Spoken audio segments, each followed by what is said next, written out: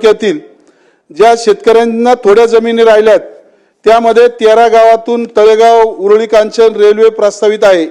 तिला संबंधित गावांचा पूर्णपणे विरोध आहे। त्यामध्ये आमचा सुद्धा लोकप्रतिनिधी म्हणून विरोध आहे।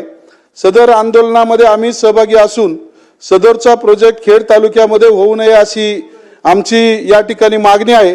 त्यापेक्षा पुणे, चाकण, नारायणगाव, संगमनेर, नाशिक ही रेल्वेसाठी जागा संपादन झालेली आहे। तो रेल्वे प्रकल्प झालाच पाहिजे असे आमची सगळ्यांची मागणी आहे। तांत्रिक अडचणी सोडून प्रकल्पाचा मार्ग व्हावा अशा पद्धतीनं त्या ठिकाणी ती रेल्वे कायमस्वरूपी व्हावी। शेतकऱ्यांवर फार मोठा अन्याय आहे।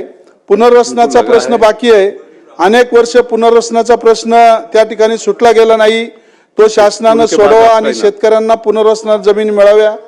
त्याचबरोबर बामा आसखेड धरणाचं पाणी पिंपरी चिंचवड आणि पुणे महानगरपालिकेला दिलं गेलं, त्यामुळे कॅनल रद्द केला।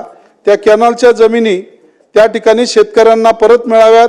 त्याचबरोबर लाभ क्षेत्रामध्ये संपादित केलेल्या काही गावांची मागणी आहे, त्यांनाही जमीन परत मिळाव्यात।